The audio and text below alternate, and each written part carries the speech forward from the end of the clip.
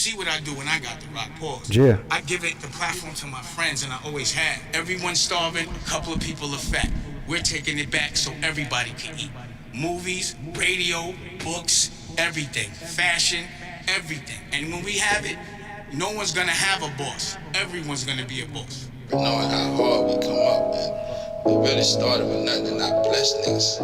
I gave my life to this shit. Honestly, I put my everything on the line. If I was gonna die, I was gonna die. If I had to kill, I never get caught up in the internet shit. I don't give a fuck about none of that. I'm gonna live my life how I live my life. Thing like $1 million just was like the world. Even $100 million, some people that ain't the world, but it's where we come from.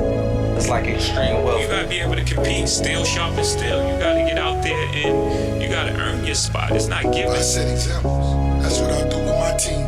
So whenever you see Rose coming, he speak highly of his team. If you a G or you a boss, you respect that.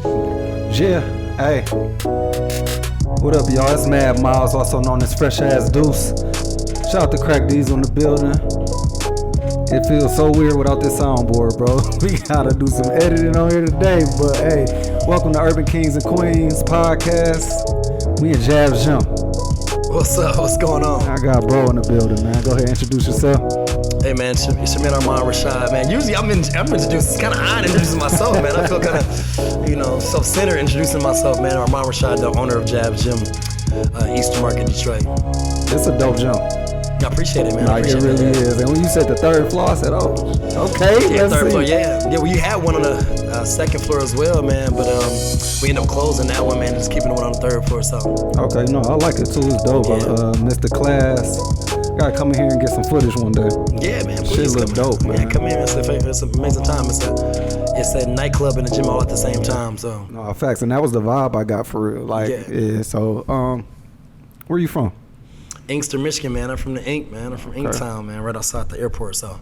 That's what's up. Shout out all my people from Inkster, man. Shout out my Purse Q. Got a lot of people from Ink. Yeah, what up, Meech? How was that growing up? Inkster. Oh, man, the Ink, man.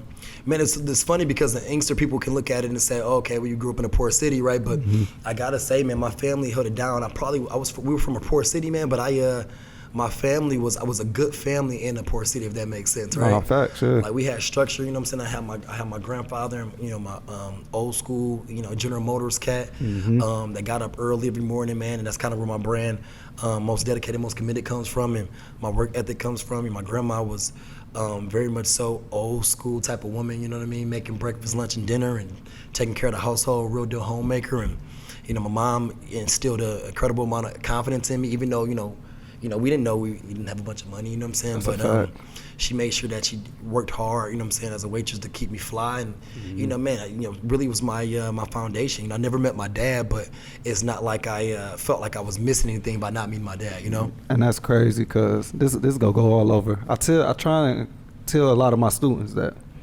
I get it. We do grow up feeling like, oh, we missing out, but at the end of the road, it's they loss. Yeah, man. You know what I'm saying? It's definitely gonna be they loss, and it's just like you have a lot of different men in your family that can help. What you feel like might be missing later on. So, that was good. Shout out to the women, man, that cook. That was a big thing you said, man. Breakfast, lunch, and dinner. Old school, man. My grandma from Pensacola, Florida, man. So. Yep. Down south. I just kind of grew up with the old school thought process that a man is a provider and that a woman takes care of the household. So. Sorry for all the feminists and everybody out there who because I do understand that women are incredibly strong and can do all things without everything. A man. I understand that, man, but I'm one of those guys who I'm sorry, I do want to open your door. I do want to take care of the bill. I want to take care of the bills, and that's just kind of how I was raised. So that's old school type of thing. What high school you go to? Robichaud, man. Robichaud. I'm from Inkster, but I went to Dearborn Heights, Robichaud. Everybody I know went to Robichaud too. Yeah. Joel though went to Joel went to John Glenn. There's a lot of cats that still went to Inkster High though. Yeah. Okay. Yeah. Robichaud was a big school. That's the athletic school though. That's where everybody was hooping at for real too. Right. Man. Now here's the thing. We dominated in basketball and football, but there was a stint where Coach Carter, who's at Oak Park now, was at Inkster High, so that's where you got Devin Gardner and all those D1 players that went to the state finals. They won the state championship. They went to the state finals, I think, 3 years in a row at Inkster High. And They had this cool dude named Aaron Shavers. They had a ton of athletes at Inkster High that Coach Carter was inviting in, where they dominated, man, for like 3 years straight. Yeah, no, I remember it was a lot of talent though out of Inkster. And then even now though, like I kind of see y'all coming out too. A lot of entrepreneurs coming out of Inkster. Yeah, man.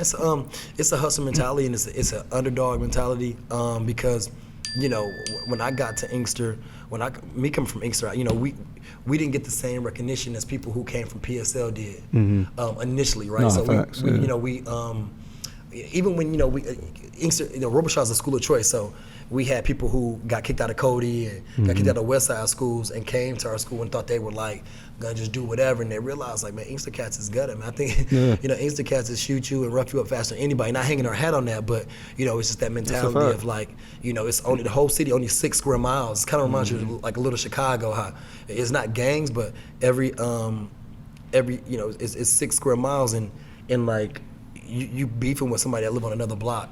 Literally, you gotta see each other. You know what I'm saying? Other, it was odd, which is in Detroit. It was like the East Coast and West Coast. So, like, as long as I didn't go past Woodward, I could just stay on the West Side. You know what I mean? No, yeah. So, that's my thoughts on that. You played sports in high school?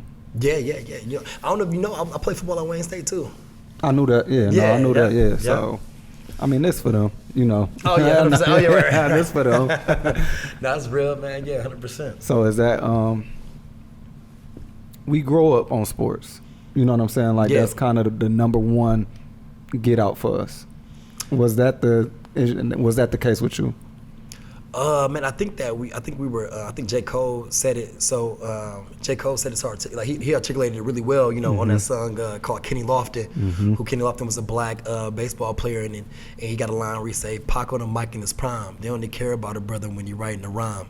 He said, "You feeling my pace? They only care about a brother when he's still in the pace. You know what I'm saying? When he's still in the base, with the still, I'm cutting them all. They only care about a brother if you dunking the ball. You know what I mean? Like so, you know, it breaks my heart. You know what I mean?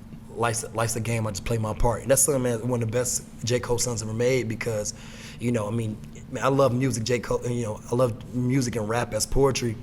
To kind of continue to bring my point home is, you know, Jay-Z said, you know, somehow, some way, we're gonna get out the hood, you know, someday. You know what I mean? Whether we rap out this mother, you know, what do you say? Dribble out this mother. You know what I mean? Yeah. I don't know if I can cuss on the show, but no, we that. Yeah, you know what I mean? But it's a lot of metaphors, like big. You know what I'm saying? Yeah. This is something that it really do save our lives. Yeah, I think so. So I think we a step past that though. No, definitely. You know That's what I was mean? getting to. You know what I mean? Yeah. So I think we're a step past that, and I know you got students, and because I think that save your lives that kept me out of the streets. My best friend, you know, killed a guy on my baseball team right on the corner from my mom's house when I was like 14, 15, and of course I was at basketball practice late, and that's the reason why I wasn't around that. But now I think that it's been perpetuated too long to the narrative that you know, even today if I'm on a, you know, I'm on a Delta Airlines flight and I got my luggage and I'm just chilling, I'm a young black dude that's in shape, people are like, you play for the Vikings or you a cornerback, or you know what I mean, like, you know what I'm saying, and that's you play the first safety look for them. Yeah, you know, it's like, because you know you have the look of being a successful black man, immediately they might be like, you're an artist of some sort, do you rap or what? I remember when I was the first time I went to Cancun. Again, we look in a certain way. First of all, we from Michigan, we from Detroit, we from the outskirts, we got this certain look. First thing I heard was, did I play basketball? I'm not even that guy to even look like that. One. So you're not even 6'5". You feel me? I ain't even. I barely got to 6 foot, and it's just like we kind of can take it a certain way now. Nah, man. Because I'm bigger than that. You know what I'm saying? Not to knock that, but it's like we more than that. No, 100%. And the truth of the matter is, Myles, the majority of black millionaires don't play sports and they don't sing songs. That's a fact. You know what I'm saying? It's a small number of us that entertain folks to get paid. You know what I mean? A majority of us are great. You know, a lot of great writers and a lot of great inventors. You know what I mean? Yeah. So, you know, a lot of great builders and a lot of great inventors. So I just think that it's in telling our kids that they got to play sports, and the first thing they say to our kid is, "Hey, you know, you want to go to University of Kentucky to play football?" And they right now they hate the sports. Like they hate it's so many, like we do a lot of AAU traveling. You know what I'm saying, with my basketball team, and the big boys, they hate it. I'm in middle school. I do middle school too, so it's like you got their fathers riding them. You know what I'm saying, pushing them. They don't even like basketball or football. And they don't have to. Like, you know what I mean? So. Because white kids not forced to play a sport, or they're not going to be successful. You don't tell a young white kid, yo, what's it gonna be? Like, you know what I mean? Like, it's, like, sports is not a thing for us. I mean, I know guys who who've played in the league. I got friends who played in the league for 8, 9, 10 years and say they don't want their son to play football. Yeah, no, you know facts. what I mean? Somebody just came out and said that, big name too. I forgot. But yeah, because they know, like, football is probably the worst out of all of them. That's the worst. I mean, it's the most damaging. It's obviously, I mean, football is more dangerous than boxing. Yeah. It's more dangerous than especially boxing. now, like, you know what I mean? People don't understand how, like, especially with time goes. Like, we argue about who better between Mike, LeBron, and all that, but the physical person now, way stronger, way faster. Yeah. Like, you get hit a certain way now, you can die for real. Oh, man, like, man. So I wouldn't want my kid to play football either. So, Myles, you ever seen that NFL list the best players from each year?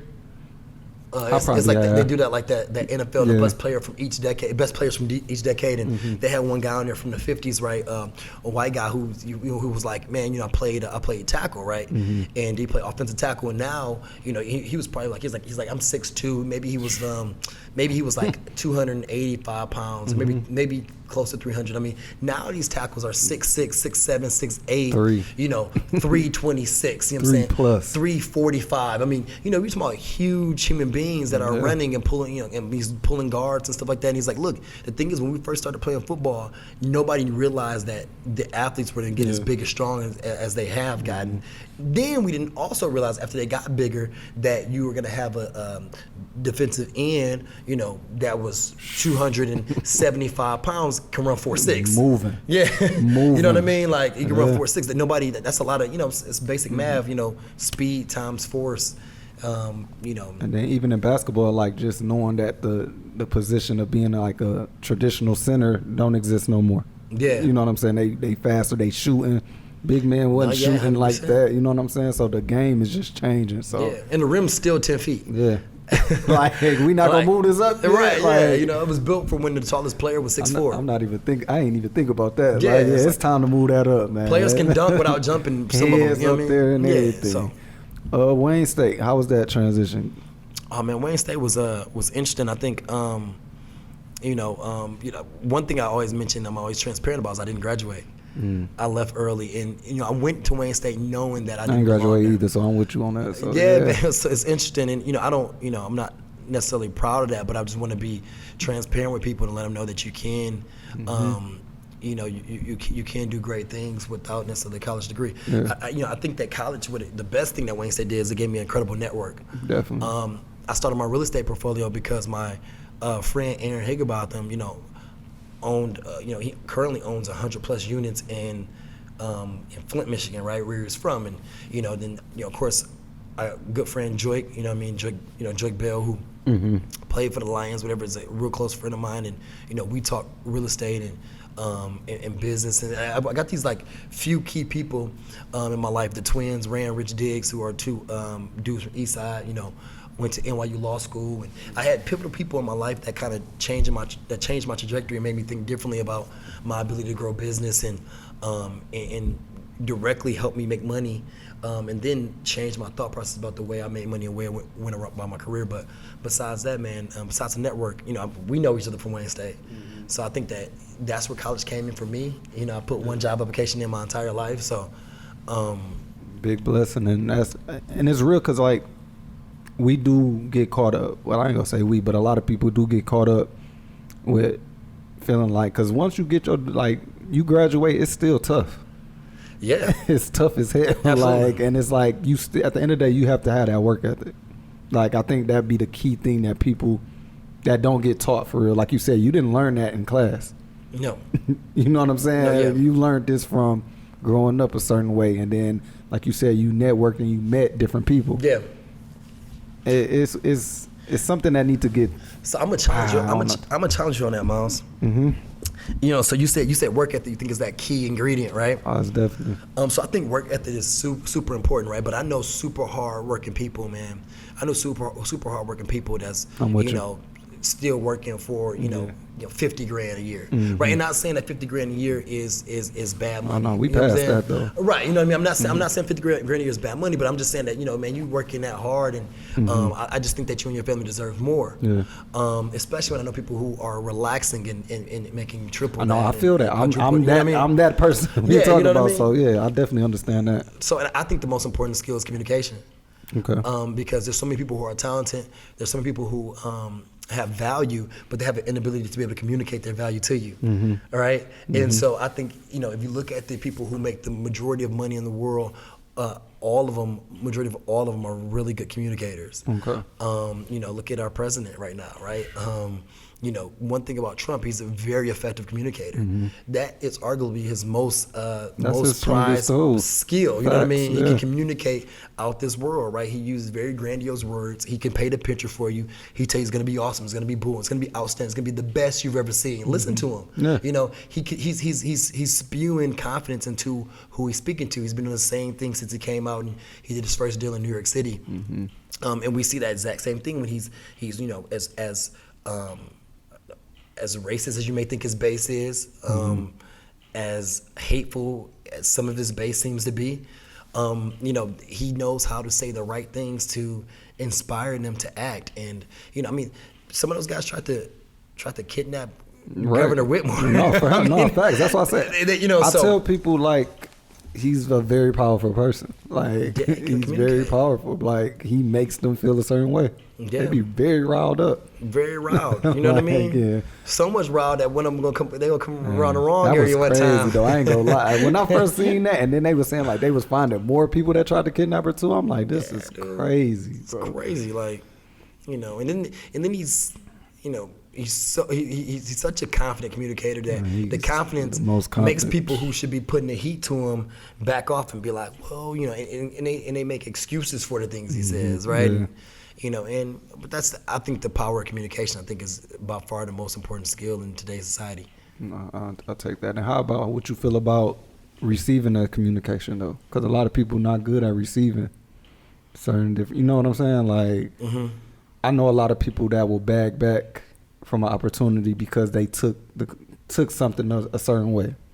Man, I think, Myles, it's so funny. I was just having a conversation about this. I was talking about Kevin Samuel, right, and the relationship guy, and he gives women relationship on how to bag he calls him high value man, right? You know, a man that's making a substantial amount of money and has a certain network, and he was telling women that, you know, you don't get paid for that. Oh man, he makes a lot of money off this. He's a whole image consultant, right? You know, he's a huge YouTube channel and stuff, right? And he was telling women like, look, you know, you're average at best. It's important that you be honest with yourself, and you know, and I think sometimes we have this emotional response, right? You can come in here, Myles, and say, you know what, man, I like your gym, but it could be better. You know what I mean? And because my heart and soul, you know, I put time and energy into it, I'm emotionally attached to it, so I could easily be like, man, who the hell you think you are telling me how my gym should be, right? But what I could do is take a second to chew on it a little bit and say, Myles, man, what could I do to make it better? And that thing that you told me to make it better can make me extra 20, 30 grand a month. You know what I mean? So I think it's important to be emotionally intelligent. And that's a key word I've been looking up and researching the past few years is emotional intelligence is the ability to somebody throw something at you, you take it, internalize it, process it, and then get the proper response out, not an emotional one. And it's also the way you say it too. You know what I'm saying? Like, you can come in here and definitely say, yo, I think you should do this. You know, I see a huge potential in upgrading this. You know what I'm saying? Certain people do say stuff the wrong way. So, but you can't, Myles, I'll say you can't put the responsibility on that person. No, facts. I can't no, control. You still should be able to handle that. Yeah, definitely. Yeah, I can't control what you do. I can't control what Crack do. You know what I mean? I can't control what you guys do. So the only thing I can control is myself. So it's called incredible accountability, right? Man, I need the soundboard, boy. Go ahead. Yeah, you know what I'm saying? I would have been over here like, it's called incredible accountability. So like, you know, I can only change me. So why would I put so much time, energy, and emotion and allow you to say something to get me so riled up? You know what I'm saying? Like, that's crazy, because people lose their temper. If you go in prisons nowadays, you know, and you go around, everybody, you know, loves on Netflix, they got these prison shows. People are infatuated with prison for some reason. And you go in there and you ask somebody, man, what put you in here? Man, you know, I felt like this cat disrespected me, and, you know, I felt like this, and I felt scared, and all these feelings. I mean, feelings are real, right? We should take them into account, but we shouldn't let them dictate our lives. Gotta control it. Gotta control it, man. Gotta Especially now, it's like the weird part. I ain't gonna say it's weird because life is crazy. Like, we get thrown a lot, you know, during life, but we got so many stories to see the outcomes now too. We should be able to learn from a lot of this stuff that we see. You know, a lot of it, man. Like, it's so many blueprints now. Yeah. So it's really time to move on and move forward from it. Even think about this. And I'm sorry, we about to say something else? Go ahead. Now think about this. Like, we know that, you know, anybody that's paying attention, right, no matter whether you're black, blue, or orange, you know that black Americans are treated differently when they're pulled over by the cops. I understand that. There may be a prejudice towards me when officers pulling me over, and he may have his certain thoughts about how I got the car I'm driving, or, you know, how I got the watch I'm wearing, or whatever, right? I understand that. So what I can do is be on edge and wait for them to respond to me and you know, and get aggressive with me and get aggressive with them, right? Where it's a lose-lose situation. It's already a certain level of, you know, prejudice, not all, but some, a certain level of prejudice, a certain level of hatred already geared towards people who look like me, and I understand that. So now what I can do is sit here and, you know, I take the energy out of everything. So if I've ever come in contact with an officer that's overly aggressive when he's supposed to be protecting me, right? He's the public servant that's supposed to protect me. If I come across, it's a job, right? I think we get away from the fact that, like, yo, police are there to protect you first, right? Like, yo, like officer, hey, how can I help? You know what I mean? Make the situation better. Yeah, because, you know, right now I think you're talking to me aggressively, like I'm the enemy, and I really wish you were just around to help me protect from getting my shit stolen, because I've worked hard. I pay a lot of taxes, you know what I'm saying, on my business, and, you know, on real estate I have, and, you know, like let's make sure the relationship is right, because I think a lot of times, you know, people get pulled over and they're on the defensive. What do you want? What do you want to do? No, I'm saying, how can I help you? You know, my license registration's here, and you know, can you step out the car for me? Obviously, I don't feel comfortable with that. You know, but if you, my license and registration, you tell me what I was doing, you know what I mean? I'm gonna know my rights. I'm gonna be respectful to you, and I'm not gonna respond emotionally, because I know what we're playing with. I know that you may not feel the way you probably should feel about me or my people, so I'm not gonna feed into it and have it be a situation where now, you know, you slam my head against the car and you roughing me up, and knowing that if you didn't have that badge on, it would be a whole different situation, right? I'm not gonna allow you to put the power in your hands. I'm gonna be smart about it. I'm gonna play chess and not checkers. So that's my thoughts about that.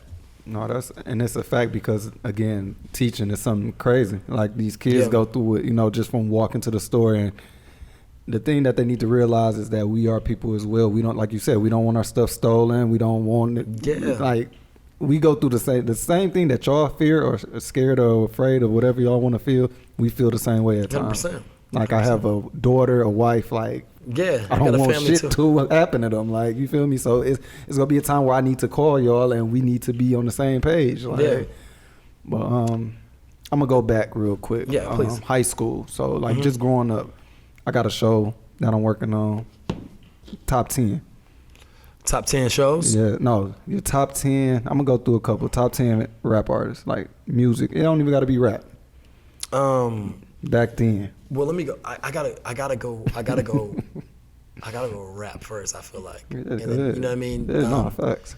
So I can't go a top 10, because I think that take more time. It take time. It just, you know, but you kind of do what you can. Yeah. So for me, I think I got to start with Kanye West. Okay. For me, right? And I think you know, I think a lot of times people talk about the greatest of all time debates.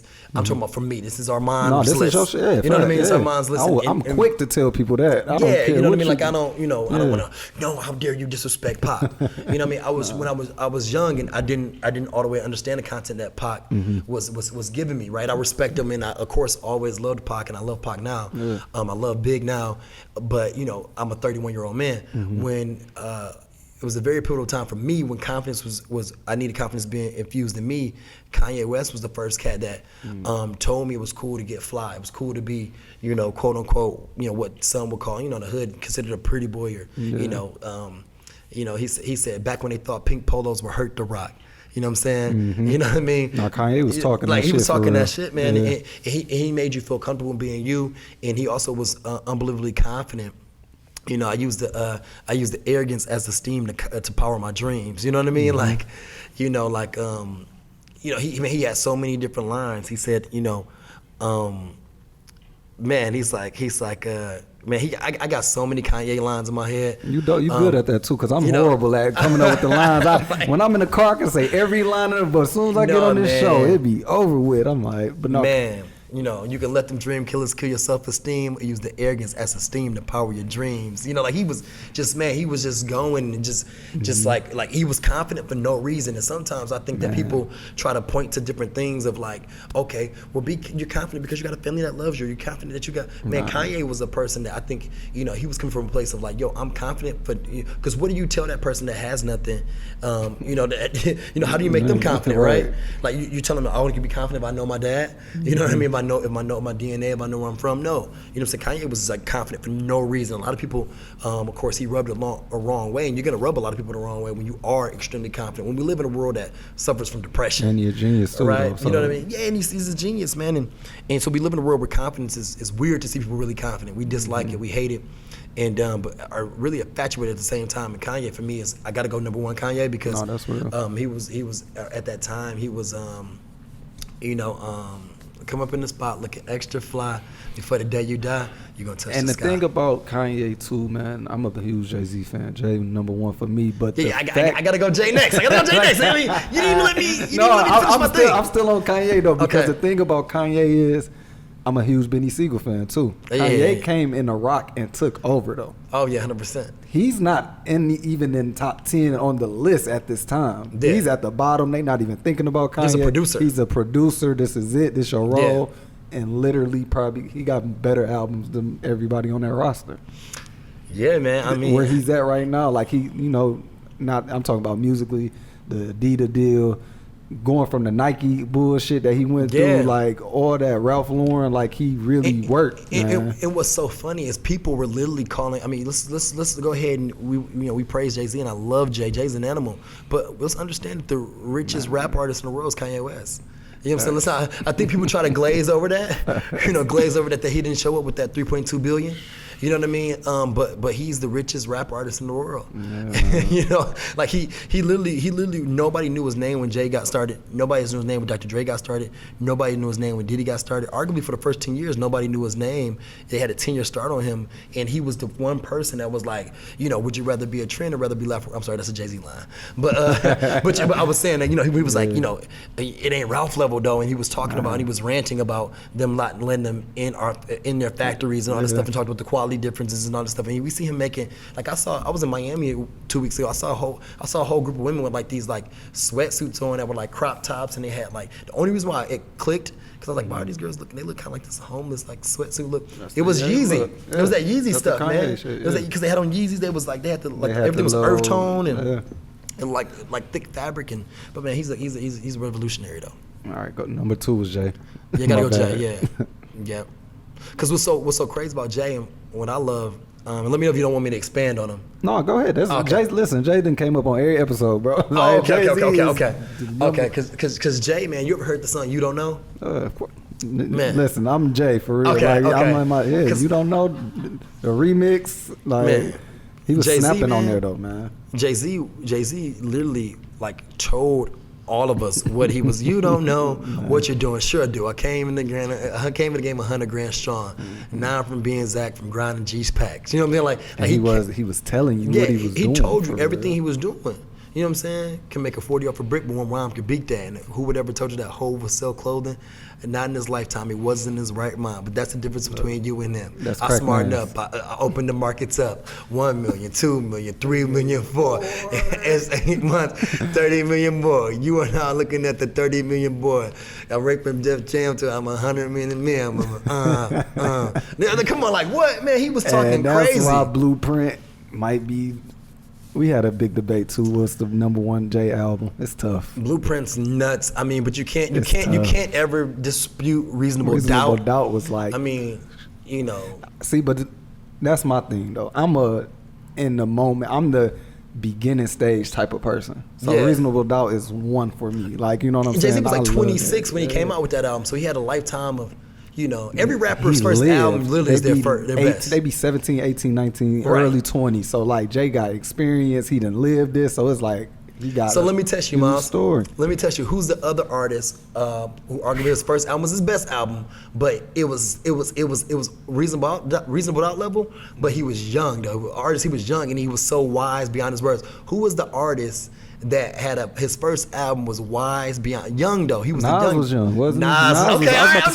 just making sure. Because Nas, his first album was like way ahead of his time to be a 20-year-old. No, facts. Nas was young as hell, and it was like that's why Nas hit so different though. It was crazy. Like the wordplay, like he was well read. He was. I mean, if you realize how intelligent Nas was in that first album, like yo, you're 20. Yeah, and the thing is, like with me, I'm big with music, and I always tell people on the show, like I got older cousins, I hung around a lot of older people, you know what I'm saying? So Nas hit different because they like, how the hell did this young boy even know about, you know what I'm saying? It's the only young dude that's really talking about real life, and he was just by himself, positive, like you know, had a good word on him, and it was just like, Nas is there. That's 100%. Your number 3. Not personally my number 3. Okay. Not personally my number 3. I gotta go Ye, Jay-Z, and then right after that I gotta go Pac. Okay. I gotta go Pac, man, just because you know, Pac was like Pac didn't ask for forgiveness. You know what I mean? Pac was or he didn't ask for permission, he asked for forgiveness. Like Pac was just like, man, like look, I'm young, black, and I don't give a, you know, that's like he was young just one though, man. Yeah, Pac was. I mean, people don't realize Pac was 25 when he man, died. Biggie, man, was babies, man. 24 and 25. I mean, they had a lot on their shoulders at a very young age, man. You know, carrying labels. Yeah, carrying labels, like, you know, in and out of jail. I mean, they did a lot. They was very busy. Yeah, I don't think people understand either. Like, what they do, man. But Pac was, man. Can you picture Pac right now with social media?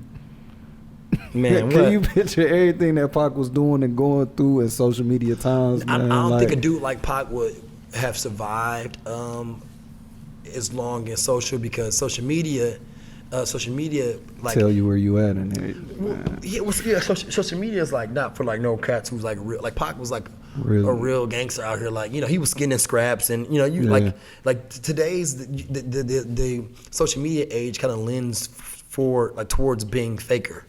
Like the faker you are, the better you do. Sheesh.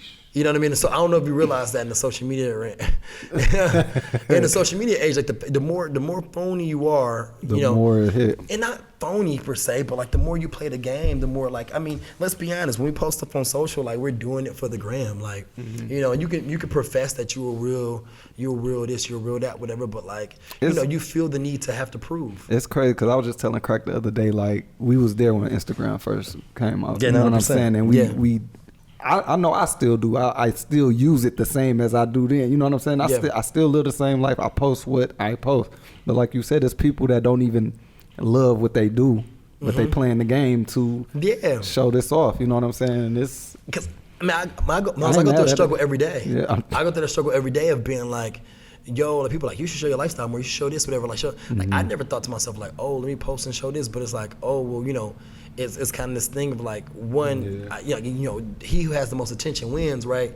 So I'm selling a product, I'm selling myself on so many stages, the Armond Rashad brand. I'm selling my gym, I'm selling my online products. You know, I'm selling, you know, call me to be your guest speaker and talk about entrepreneurship. So I'm selling that. Like, I got to somewhat show my lifestyle so you believe it, right? And so you believe like, oh, well, he's successful. You know what I mean? And so it's that pressure, but that's kind of phony in itself, ain't it? Like, you know, feeling the need to show anything like that. So, and that is the weird part, because I had Rose Spit on the show. Yeah, Rose Spit's my guy. And we basically talking about the same Next thing. Next time we talk to him, ask him about that celebrity boxing match. We supposed to box each other, but he backed out of it. Oh shit! Okay now. Yeah, Rose Spit didn't want no piece of me. Okay, now that's what we talk. Okay. Yeah, Russ Pitt was that's my guy. Russ Pitt was like, man, I don't know if I can go with you, man. He like, I'm like, Russ Pitt, you got the height advantage. Right? Like, no, Russ Pitt can box. Some of y'all don't know. One thing y'all don't know about Russ Pitt is he can box. Yeah, we chopped it up about all that. Like I never would have known. You know what I'm saying? But we was going into like even doing like. I give back a lot. Everybody know that's my thing. You know what I'm saying? And it's like we had a weird time where when I'm showing it, it's because I literally want people to do more of this. But now it's like, oh, you trying to show that you're doing this and all this other stuff, and it's like, nah, I'm not. Like, because sometimes a lot of people are like, yo, I want to do that too. That's my job. You know what I'm saying? Right. But now they making it seem like it's this whole clout thing. I don't live off clout. Yeah, like, and it's it's what's bad for the times, right? It's great for the times, but it's bad though. Because I just my man Tony Harrison, WBC champion, a good friend of mine.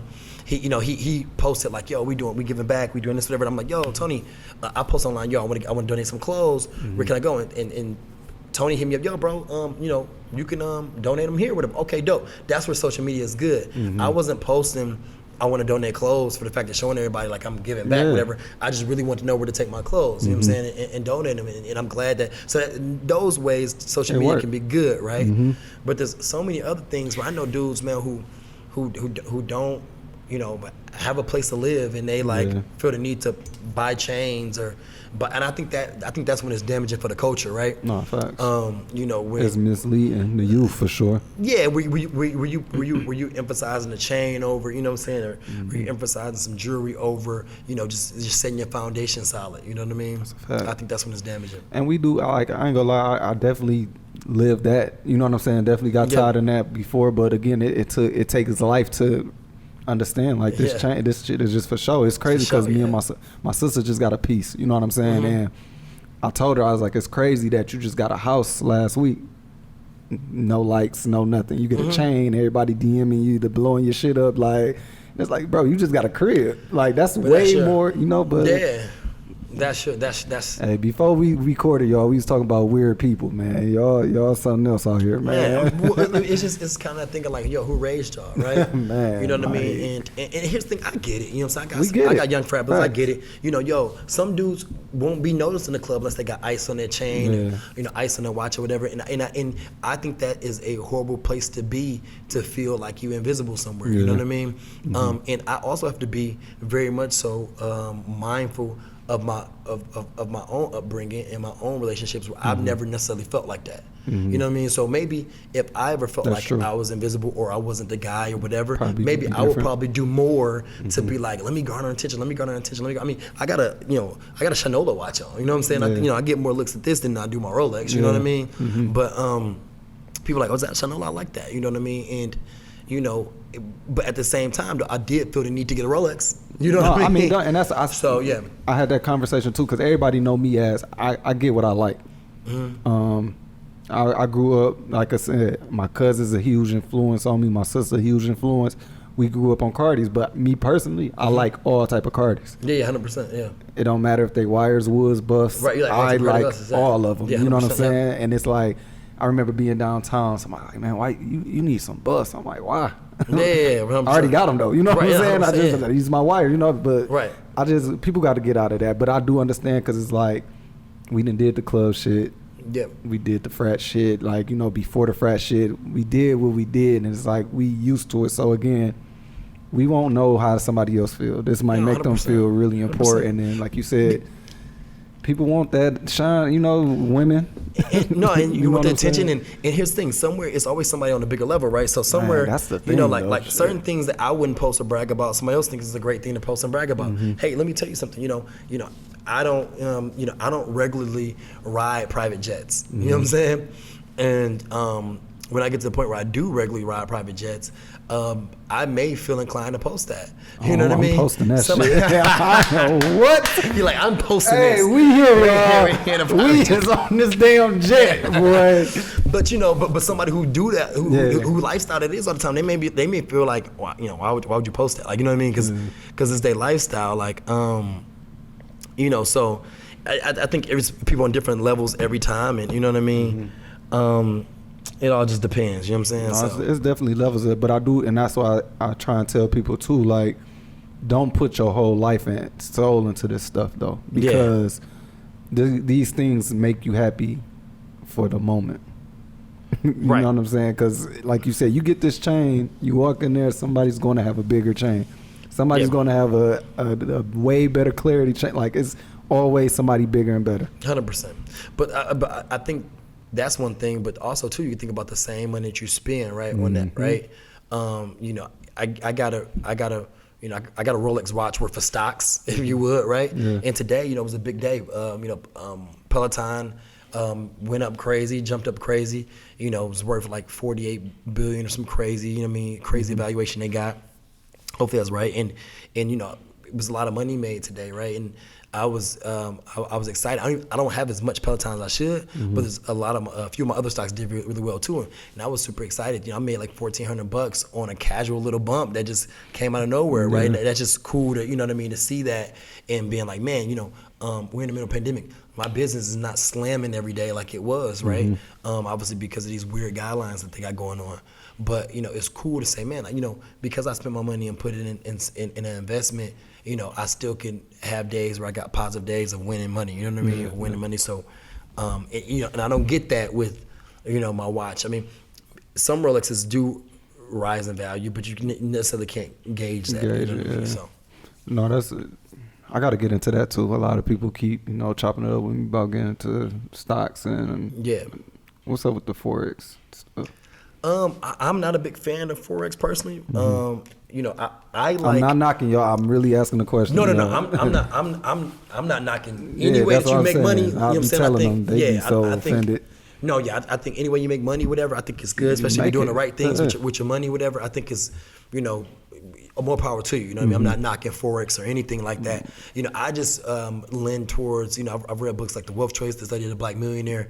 I've read very traditional, older books on wealth, and I like the foolproof ways of getting rich, right? And, you know, it's funny, I was having a conversation, Myles, with Warren Buffett, and people are like, Warren Buffett, if you say it's so easy and everybody become rich, why don't everybody just do your plan? He's like, because it takes time. He's like, people want it to be fast. Nothing's that simple, though. Right, people want it to be quick and, you know, instant. He's like, man, you know, you can get rich in America, no problem, but it's gonna take you some time. And so I like stocks. They've been around forever. I like real estate, and I like owning businesses. That's my thing. And it's dope too, cause like you said, like you was excited about 1,400.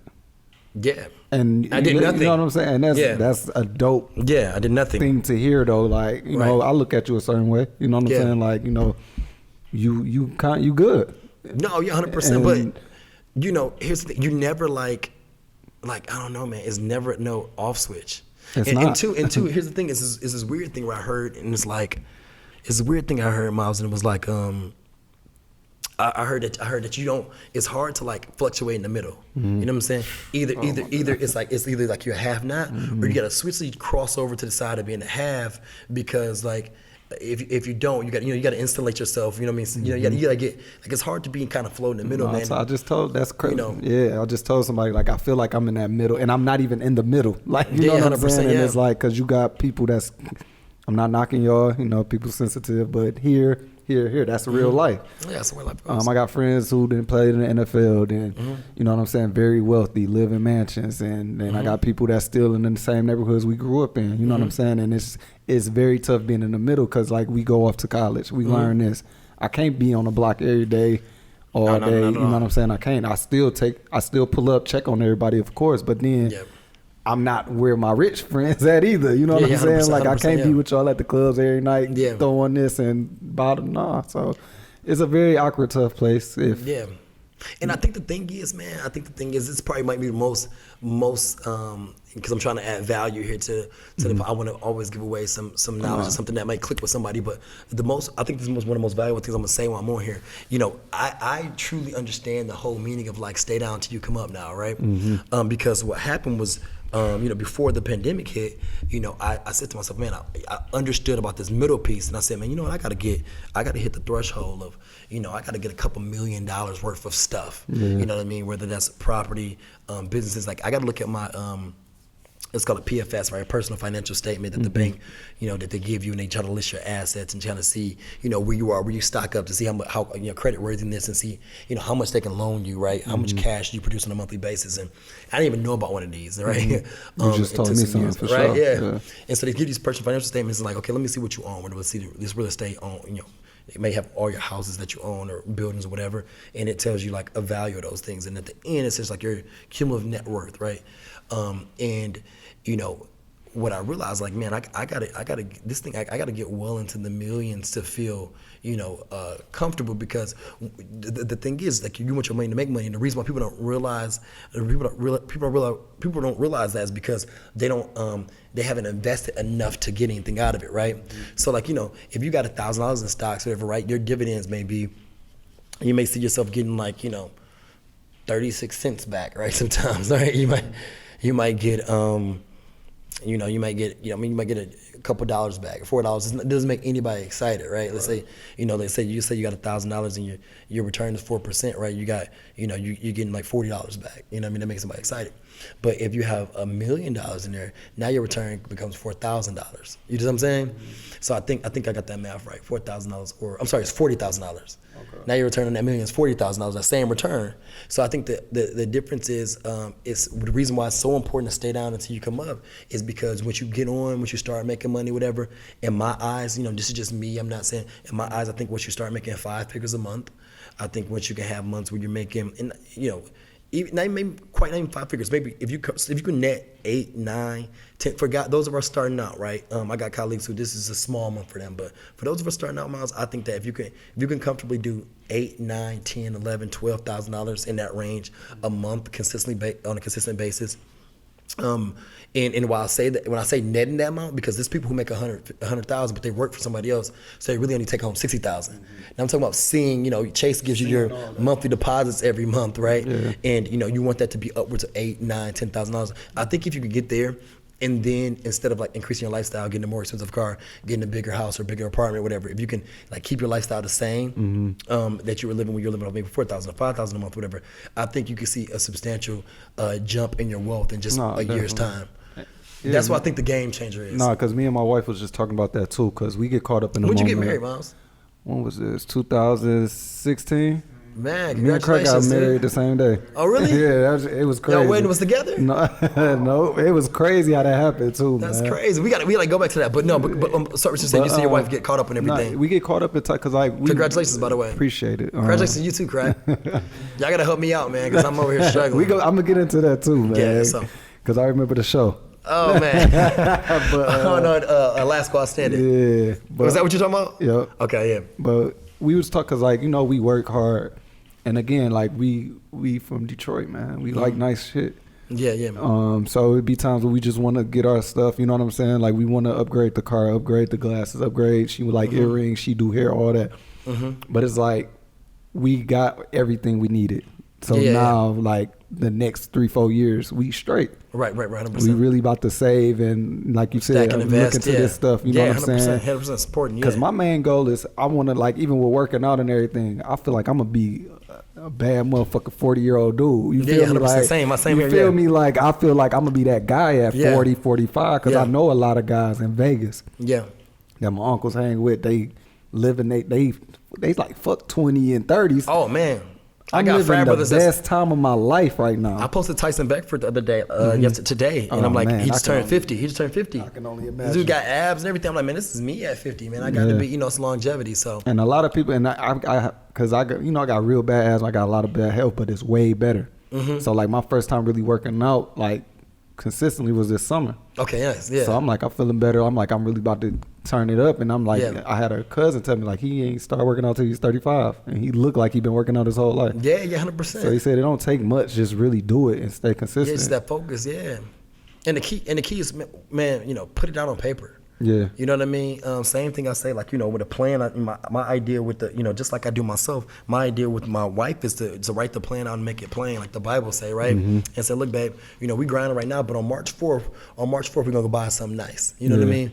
Based on how hard we grind, we're gonna buy something nice on March 4th, or whatever the date is, right? You know what I mean? You're like, yo, all right, look, here we go. Hey, babes, we're gonna go in the gym hard. We're gonna take some pictures today, and then we're gonna challenge ourselves. We're gonna challenge ourselves to go hard into this day. You know what I mean? And we're gonna just be consistent. We're gonna set a mantra. Like, you know, companies got mantras, and you know, my thing is most dedicated, right? Most committed. And we, every day we waking up, we saying that we got that written places, and we're committed to that, right? And what happens is you kind of get into this snowball effect where it's like, you know, no matter what, if I don't wake up and get up hard and work, whatever, if I don't work, I just feel sick. You know, I feel like a Clydesdale horse that has to get up and has to work every day. You gotta put something heavy on a Clydesdale horse back, because they'll get sick and the muscles will start to you know, cramp up, and the horse will eventually die. And that's how I feel. But that's all like that snowball effect of setting that goal. You know what I mean? And then every day just you know, attacking it, and taking a second, you know, to do your thing that's, you know, that may relax you, right? That may be a massage. That may be these small things that don't cost you a bunch of money, but at the end of the day, I think the snowball effect, man, can change your life. With a little bit of consistency, I mean, can change your life so crazy. Like, it's not hard to jump up to that. Once you got something going, it's not hard to jump up. You know, it's like these small little things, these small little wins that can just boost you into the next stratosphere, man. It's crazy. Let's go into the Greek shit real quick. I ain't gonna say Greek shit. The Greekness. So you got into the Greek, the fraternity lifestyle. Let me see here. At Wayne State, right? Yeah, man. How did that? Because I didn't know nothing about frats or none of that. No, me neither, man. Like, that's funny about it. I didn't know nothing about the whole Greek thing either, man. It was I just I don't know, man. I think one of my boys was like, yeah, man, we're gonna be noobs. I'm like, noobs? What's that? You just told me we're gonna be what? Yeah, I'm like, we're gonna be noobs. What's a noob? You know what I mean? And I start to look into fraternities and stuff like that. And of course, I heard Alpha Phi Alpha because of Martin Luther King. And you know, but when I met the Alphas, I kind of had an interesting interaction with them, and I was like, oh, whatever, you know what I'm saying, I'm straight, whatever. Because of course I was, you know, ultra confident. I didn't think I needed a group or anything like that to permeate me. But man, what I latched on to was, you know, the businessman of Kappa Alpha Psi. Particularly when I started to read these bios, I started to realize like this Kappa Alpha Psi they're talking about is in a lot of big businessmen's bios. And you know, the first black billionaire, you know, Bob Johnson, owner of BET, and Charlie Bobcats was, you know, it's in his bio it said the Kappa Alpha Psi. I remember Kappa Alpha Psi, and I looked at Reginald Lewis. He wrote a book called Watch the White Guys Have All the Fun. First black man to own $1 billion company, and it said Kappa Alpha Psi. You know what I mean? And it kind of goes on this list of different businessmen I was learning about, and Arthur Ashe and these different people. And of course, I think I could have latched on to other fraternities. My bad, bro. I had to drop a bomb for Arthur Ashe though, but go ahead. A lot of people not hip though. Yeah, man. A lot of people not hip. So I think what's funny about it is so much black excellence. I think if I would have read about any organization, I would have fell in love with it, right? Because the organization was just so rich. But I think after that, it got down to because all of them, you know, have a very similar goal, right? It may be different of whatever, but I think it came down to like, you know, the Qs were dope. I thought the Qs were cool. A lot of Qs were on the football team with me. I just didn't know if I wanted to. You know, I was ignorant, so I didn't know if I would be forced to like do the hop around thing and all. Like that wasn't me. I didn't want to do that. You know what I mean? So I'm like, man, I can't do the hop around thing. You know what I mean? That's a huge part for my choices too, for sure. You know, like I was like, yo, I'm more like a smooth type of, you know, I'm high energy, but I'm smooth, I'm laid back type of, you know. And I once I started to have conversation, all my boys who were around me all were like, we're about to be noobs, and a lot of these guys didn't end up being noobs. They didn't end up making it, but I stayed the course, and because of my dudes, TJ, you know, Upshaw. Because of my trade, and you know, Juan Sherman and Jabari, and you know, I mean, we had 8 guys we started out with, you know, and one of my you know, someone close to me, and I won't say his role in my deal, but you know, he said to me, my AD said, you know, man, just keep coming back.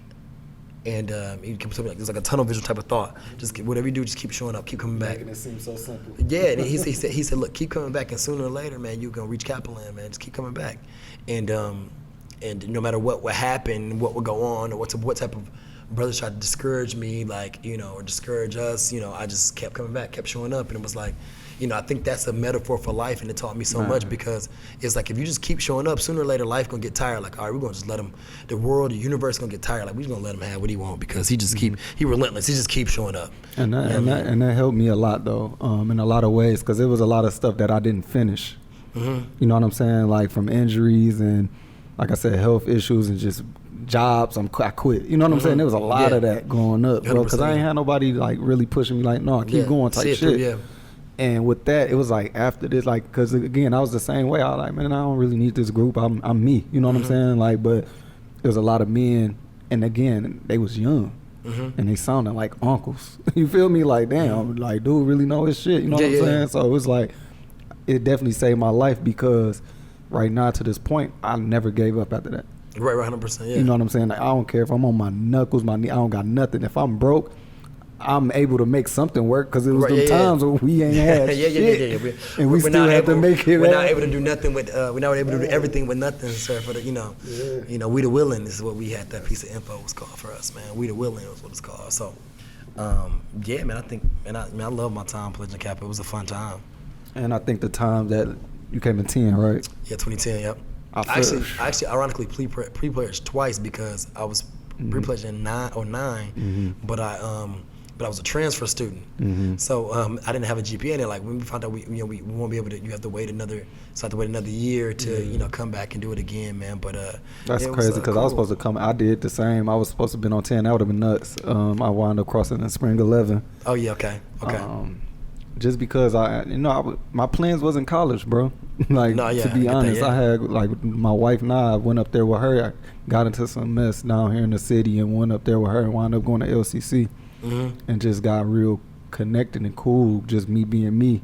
Wound up going to state for a few semesters and stuff, and just it happened like that. But how do you feel like you got a lot going on now? Do you feel like that helped in any kind of way? Being a newbie, absolutely. Absolutely. I think what it did was what a lot of times being in different networks does is it opens up your talents to a broader community. So a lot of times what happens is you may be super talented, and you may be, if I can quote another Kanye West line, he said, I looked in the mirror like, damn, these dudes that much better than me, baby, I'm going on an airplane, not sure if I'll be back again. You know what I'm saying? In that song, he's talking, he's second himself, he's looking at himself in the mirror, second guessing himself like, damn, they that much better than me. And that's how you can feel easily. But the only thing is, generally, you just haven't opened up to a bigger network. So what it was is like, I was doing my thing in the party game, and I had talent, and then becoming a noob just kind of like enhanced that, right? You know what I mean? It kind of gave me a built-in system of brothers, and Greek women knew more about me and were more interested in. And I think the main thing that it helped is like the principles that you learn. And I think it's slept on. Yeah. Because it's a lot. No, man, like, we take those, and we really, like I said, a lot of this stuff that I learned and gained, and this is stuff that we probably read in high school, middle school, but we really take it serious. You know what I'm saying? That process, we'd be like, oh no, this is real. Yeah, and you learn it under different circumstances too. Yeah, definitely. So like, because a lot of things go on. No, whenever you're put under stress, you're going. That's why the military puts you up under so much stress. To ingrain certain things in you, and I think that fire is necessary, especially for bull-headed young black men. It's so important because, a lot of us, especially a lot of us, we didn't have dads. We never had anybody be that strong voice to be like, yo, this side is going to go, and that's it. You know what I mean? And for me, my grandfather did an amazing job. But beyond that, I think I went into the hands of, Paul Winters at Wayne State University football. And after that, I went into the hands of Kappa Alpha Psi. And I think being in those infrastructures and operating there, because I think a lot of us young black brothers, man, we have trouble with infrastructure, like with different infrastructure and like different rules and stuff of that nature. But I think if we just govern ourselves and if we sharp ourselves, it doesn't feel like rules. It just feels like we're playing the game to excel. And I think it helped me do well in corporate because what pledging does is tell you this is the rules, this is how it goes, and oh yeah, by the way, the rules may change, and it's not fair, so get over it. You know what I'm saying? And that's just what life is about. Happen, man. Yeah, that's what life is about. No, facts, and that's why I said I definitely feel like it prepared me for everything. Like I said, anything that come my way is like, all right, let's do what we gotta do. Yeah. And also, like my grandfather, we always traveled. but I feel like this helped me travel on my own as well, joining a frat. Like, legit had to, like, regionals, clays, all that stuff. Like, 100%, yeah. We broke and had to drive these places, you know what I'm saying? So we was able to see the country, like, and again, like, IOTA just wasn't it. And we built that and made it. It was probably the dopest part of it, like, going here and it ain't none there. Who the fuck is y'all niggas and why y'all here?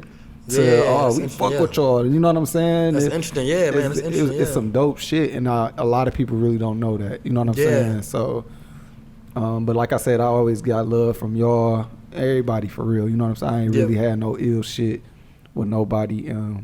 Have you had any issues? Because it'd be a lot. Like, you know, a lot of people, and I'm having this conversation because people outside feel like there's no unity. You know, they be feeling like it's this and that. And I'm like, I didn't work with everybody. Yeah, man. I think that the broader picture is that we all are young black men. Yeah. Right. And it's a network for the reason, and we got to look back into the reason why these fraternities were started. And for me, man, one, I'm in a fraternity of all black men all together in general. So any black man called me, you know what I'm saying? I'm a busy young entrepreneur. We're independent, got a lot going on, Myles. But you call me and you building your platform. If I can add a little bit of just an inch to that, I want to do that, right? And I think that's what's the most important picture, because it ain't many of us. You know what I'm saying? So less and more. It's plenty of us, dog. It ain't many of us, and definitely not enough to be splitting ourselves up. Especially, I'm a 31-year-old man. What do I look like being like? I don't mess with those. I don't mess with those cues. Or, you know what I mean? Like it's just childish, and I think that I got bigger fish to fry than to worry about my fraternity's affiliation. You know what I mean? Especially when I can help somebody to. This right here might be the next Drink Champs. You know what I mean? This might be the next Drink Champs. Shout out to Nori, man. Nori is a huge influence on this show, man. Yeah, man. Noriega's the guy. I actually was down at Cafe Maciano's down in Fort Lauderdale. You got to go. Okay. Everybody goes there, right? He talk about that spot on the show all the time. Oh man, so I'm in there. Nori walk in. I'm sitting next to Flow Rider. It's just like all these cats in there kicking it, man. And I love Florida. I love Florida a lot, and I go down often. And you got to. You gotta go to Florida. Yeah, I'll be back in the. We got a little spot down in Brickell, and I go back and I'll be back in a couple of weeks, whatever, and get that sun, and so it's cool, man. Like Cafe Marciano goes. I saw Nori down there, so that was pretty cool to see him down there. So. But no, and that's like the thing about Nori's show. He always give his props and stuff like that, and I've always been that guy, because again, like growing up, I looked at hip hop. These is the people I look at. And I was taught to look at my peers the same way. Yeah, respect your peers and look at them and give them their props while they can. Because like I lost a lot of people early. A lot of my friends, like you said, you lost a friend while you was at practice. That shit is real. You know what I'm saying? 100%. So my thing with you is like I didn't know you. You know what I'm saying? I say, yo, I got a weekend I'm working on. What's up? And again, like a lot of people be kind of pushing you like, let's do it. You know what I'm saying? The first thing we did, we was off the water. Your frat brother wound up being somebody in the hotel. And we was able to run the power out of there. It was a whole bunch of stuff going on that morning, and we made it work. You know what I'm saying? Yeah. The event was dope. Then we had branded. We gave you an award, and like I said, you presented. Yeah, 100%. Didn't even ask. You know what I'm saying? It was just a lot of stuff. Like people be, I ain't gonna say they overcharge, but they do sometimes. Yeah, like you didn't charge me at all. You know what I'm saying? No. Everything that we do, just like now. Hey, let me get you on the podcast. Pull up. Yeah. Because part of it, man, is people always be like, man, how did Tupac and Jada know each other, man? Because people you got to connect with the people that's on your level, and a lot of times and pull as you climb. You know what I mean? So if my small brand I've been able to build can help pull somebody a little bit step further, why wouldn't I do that as we grow together? And I think about too, like I've been blessed to be able to be always in business, understand commerce.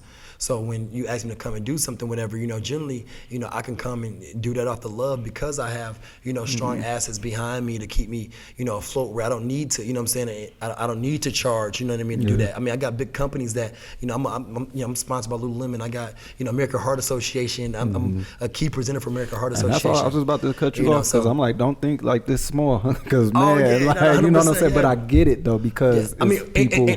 In terms of, Yeah. I think where, everything gets headed. I mean, I think it's going to be a very interesting thing. I mean, I think, for your show and for what you got going, I mean, and I know that I'm just not even on the tip of the iceberg of all the things that are about to roll off for me here. So, like, I just think that it's important to grow people together. people grow together. People think that, like, network is about, like, I want to network somebody that's, this far ahead of me, or network. But no, network with the people that you knew in college, network with the people, because those are going to be the next leaders of, our community, I mean, especially with your help, Yeah, and it's crazy, ridiculous how much talent we got, though. Like, 100%, we not in the same circle, but we are in the same circle. Yeah, and the circle that we in is crazy, though. 100%, yeah. Like, and I can really see us, because, like, I'm really big with Berry Gordy. You know what I'm saying? I just did a photo shoot at Motown. And a lot of people don't know that story. GOAT, yeah.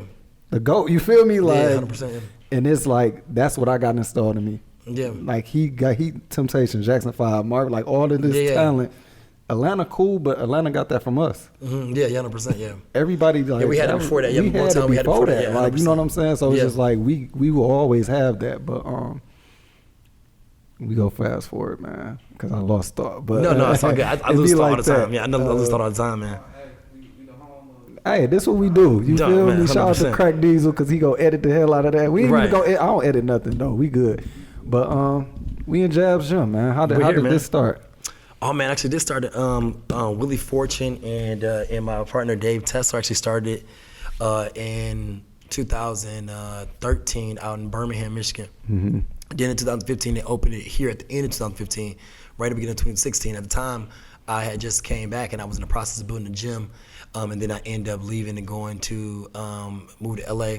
I did a TV show for Oxygen Network called Last Squad Standing for NBC Universal. I was hired by NBC Universal to do the show that ended up airing on Oxygen Network. And so when I got back, I worked for Ali Mallet, owner of Massage Green. He has this franchise now called Red Effect. So I was the VP of sales operation for there. And I realized, I can make more money just building this myself. And I had a conversation with Sebastian Jackson, who owns the Social Club, who I went to Wayne State. We had been friends with for years, and very popular barbershop here in the city, black-owned barbershop. He has 2 locations now. And he was like, yo, you got me my man Dave. And he knew Dave, who was my partner now at Jabs. And he's like, man, Armand's in the middle of building a gym. So I stopped doing what I was doing. And Dave's like, man, maybe we can make a deal. And we were talking, and I end up, buying a piece of the gym. And, we worked out a deal and end up, being a partner here. And it's just been, it's been amazing ever since. So That's dope, because we in the process of that right now. Because, like, when we started the podcast thing, this was 2018. We've been podcasting, and we was somewhere else. I'm not gonna say the name, but it's no knock to them. Matter of fact, I'll do it. Podcast Detroit, and they taught us. You know what I'm saying? Where's that podcast Detroit? Is that on 11 Mile? Yeah.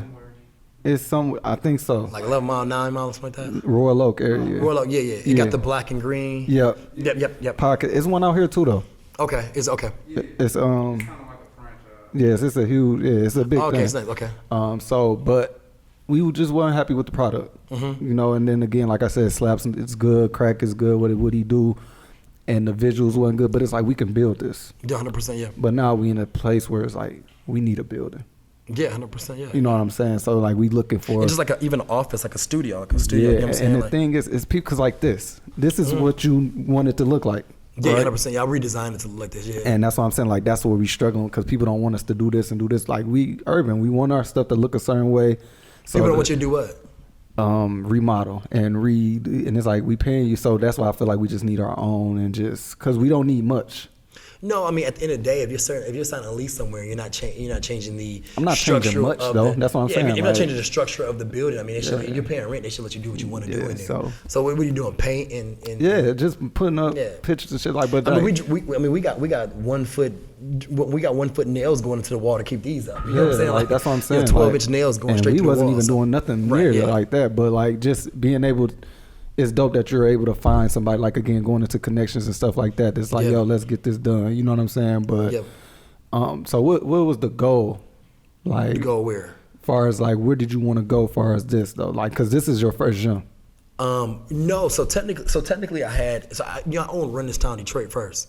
So okay, no, I ain't know that. Yeah. So I started Run This Town Detroit when I was 22. Damn, I did not know that. With Sean Blanchard and Terrence Thompson, man. So, Okay. I was 22 years old, and that was, that's the biggest fitness group. I need to get them on here though. The state has ever. No, you getting it mixed. Oh no, no cap. I got you. So we run 313. 3133 is like a year or so old. You know what I'm saying? New, whatever. Run this town, Detroit. I know what you're talking about. Was 300-400 people per workout. You know what I mean? And we were here in Detroit. We had Run This Town, Chicago. Run This Town, Ann Arbor.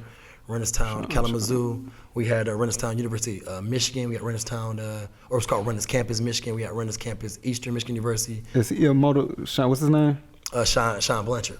He a motivational speaker, right? Yep, and an author. Yep. Okay, yeah, no, that's why I know what you're talking about. He's a book publisher and he's dope. He's a local superstar. I met him at one of the wealthy events. Yep, Sean's my guy. Yeah. Yep, so Sean was my homie. He's 7 years older than me. I was 22, and it shows you the dopeness of your talent is gonna put you around people. So how I had a bunch of influence. I mean, before I had my own gym, I was one of the most popular fitness brands in the state. And because of the Run This Town program, and we made very little money off that program, right? But I think because I got into the program and we started it from the ground up and built it, and it gave me a bunch of influence. And I started just from the heart because I wanted it to honor my grandfather because he had diabetes and just to kind of get our people healthier, man. So I got a limited amount of partnerships. There's still people now. I was on a call the other day and people were like, I'm on a board of directors here at Eastern Market Corporation, and people were like, I'm sorry, I was on Clubhouse. No, I was on Clubhouse. I was on Clubhouse and I hopped into random chats. People were like, yo, Armond, how are you? I used to work out with you at Run This Town. I live in LA now, but I used to work out with you at Run This Town, Detroit. And it's just so much influence. And people lost hundreds and hundreds of pounds. So, dope. What Jab's Gym was just the crystallization of all that potential energy. And when I came here and people were like, yo, how'd you make it grow so fast? Was because I already put in the work in of building communities and investing in people and imploring them to live healthier, more active lives. And that's the dope thing too. Like I said, I just got on Clubhouse probably like last week, and it was crazy because it's like the same thing happened to me. And I'm not, again, I feel like I'm the most regular person in the world. You feel me? And to hear somebody bring me, I don't even remember this person. You know what I'm saying? They like, you helped me with this. You like, Myles a dope person. Let him speak. And I'm like, what the hell? I wasn't prepared for that shit. You know what I'm saying? I'm just like, it's crazy how people really look at you. But again, what I just took off that too, it took time for you to get here. No, 100%. You saying you were 22 years old. Yeah, man. Like now, so people like, man, just like I got some of my young mentees and stuff. They in fitness and stuff like that. Like, man, they think they're gonna just pop up and make $100 grand off fitness. You know what I mean? Like, and it's not something that's that instant. You know what I'm saying? I was hustling. Mondays Run This Town, Kalamazoo. Tuesdays Run This Town, Detroit. Wednesdays Run This Town at University of Michigan. Thursdays Run This Town at Eastern. Off on Fridays. Saturdays. I'm not getting paid for this event, by the way. I still had a job in corporate, right? Saturday mornings we had Run This Town, Detroit again. Sundays it was Run This Town, Chicago. And we had a team that kind of ran that location out there. But I still showed up at times. Yeah, it still showed up, and it was funny because it kind of inherently, just by like loving on people and being committed to people, it made me some like a small local celebrity of people being like, yo, and not a superficial thing because of, oh, you a handsome dude or you're funny or whatever. Real. It was like, yo, you really helped me change my life. And I noticed that. That was the dope part about our event at Michigan Made. You brought people. No, 100%, yeah. You know what I'm saying? You brought like 20 people. No, 100%, and they trust you though. Yeah. And I hear that a lot. Like a lot of females say they don't trust their trainer. That's why they stopped or they went here. Yeah. The fact that everybody that you work out with trusts you, don't have no ill feelings, nothing bad said about you, nothing like that. So like. And you said something, Myles. I want you to say what you said. You said something about like, people were saying that it was really hard to get the interview with me. I want to bring that out. Bring that out a little bit. Yeah, real talk. I remember when I was like, I'm about to reach out. And there's a lot of people, again, going into the Greek stuff and just people will look at you a certain way because they think that you here. Right. You know what I'm saying? Oh, that's going to be impossible. He probably stuck up. He probably in his ways and all that. And like he probably want $5 grand to talk to him. Yeah, all that. You know what I'm saying? And again, it is people out here, but it, like I said earlier, I have not had none of that happen. Yeah, we interacted quite a bit, right? Yeah. And even then, I remember after the first one, just because my schedule was busy, you like, man, let's go out to eat on me next week. You know what I'm saying? Let's chop it up and stuff like that. And I'm going to hold you to it. But you know what I'm saying? Yeah, but 100%, you was on some shit where it was like, whatever you need, just let me know. And let me help you. We do it. Yeah. We gonna make it work. No. You know what I'm saying? And that's one thing I'll say, Myles. Anybody who's over the course of my career, from anywhere from, anybody who's had anything to say interesting about, me or anybody else for that matter, right? And generally ask them like, hey, you got his phone number? You know what I mean? Yeah. And it's gonna be even if you got his work line, you know what I mean? Like, and they're not gonna have that, because typically, man, if you interact with me, you gonna understand, man. I'm a dude that came up from the hood, man, and still grinding, still trying to grow. I love my grandparents, my mom, and you know what I'm saying, and I got a passion for fitness and just turning business into profit. You know what I mean? So my narrative's always the same. You know what I mean? Like I don't ever try to be Hollywood about nothing, whatever. I'm just 100%. But I also don't change myself. I'm not gonna like change myself to make somebody feel like I'm less than who I am. And I think maybe that is the thing too, though, man. And that goes back to people having their own confidence in themselves, though. Right, 100%, yeah. You know what I'm saying? Because you shouldn't have to change. Like I'm not going to change. Yeah, you shouldn't have to, man. Be you, man. Like. Yeah, that's. And then what if you change, and then you change just to get people to like you, and then you have to like change again to get other people to like you, and you got to change again to get other people like, no, because it happens though. Yeah. You know what I'm saying? Like, it'd be a point where like, all right, let me kind of relax just to make people comfortable, but that don't make you even feel comfortable. Like, not even you. That's why I'm like, you know I can't. I'm not about to do this. Yeah, man. Like, this is too much, man. It's too much in this. I think it's just a lack of confidence on other people's part. And jealousy and all that can be. Because here's the thing, like I can't like I'm personally, and I don't even talk about jealousy and haters and all that, but that's not even my thing. But like I personally, it's real. It's not that it's hard for me to dislike what you got going on or what Crack got going on or anything, because honestly, like I'm so I'm so engaged into figuring my own shit out. Yeah. You know what I mean? That'd be the weird part. Yeah, like I don't really have time to be like worry about to like hate on somebody else, or you know what I mean? It's, even people are like, even with the thing where people are like, we run 313 stole your idea. We run 313, da da da. We run 3. And it's like, yo, what they're doing is they're adding to the community of people who need to be healthier. You know what I'm saying? That's a good thing. You know what I mean? And people want to look at stuff as like, like you got to be competitive, or like you got to be adversaries. And it's like, yo, like, I'm extremely blessed to be positioned where I am. You know what I mean? I'll shout out all types of other trainers in the area, gym owners in the area, whatever. I think I've probably hired more trainers than anybody.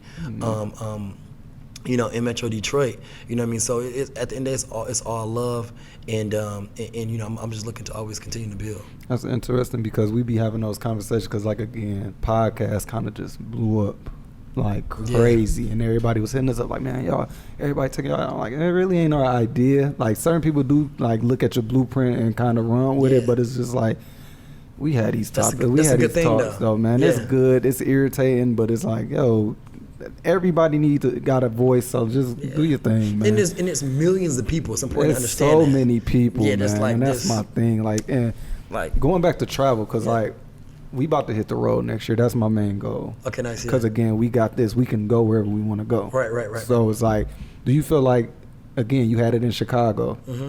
That's very important, right? Yeah, 100%. Meeting people and everywhere you go. What's your top 5 locations you like to travel?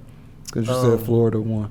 Man, I'm a kind of a boring traveler, man, because I kind of go to the spots that all have the same like. I was about okay. they all got the same kind of like people like want to go like I want to go to Greece, but not really, because it never looks sunny there. You know what I'm saying? Like I like Dominican. You know what I mean? I like Cancun. I want to go to sun. Yeah, I like the sun. I like beaches. I like I am gonna get a little more well versed in it. I do need to travel to more cold states, not cold states, but cold countries. Yeah. I never really want to go to Russia, but I'm gonna go, right? Just because Russia's weather is like blah. It looks like, you know what I mean. Of course, I'm gonna be excited to go to South America and Brazil and all that stuff, and of course I got to go to the motherland. I'm not really. That's next. Yeah, I got to go to the motherland, man. So. Let me know, because I just need the right people to go with, for real. Like, yeah, man. Me and Turtle John, we going to Japan.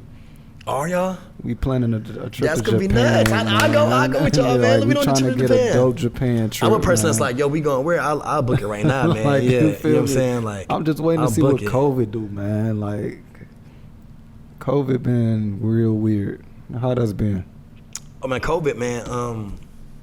Man, we losing a lot of money, man. You know, we losing a lot of money. But one thing I think the important thing is staying down till you come up, because I was really like kind of cutting my expenses back, right, and hoarding cash for the purpose of like investing in more real estate, right.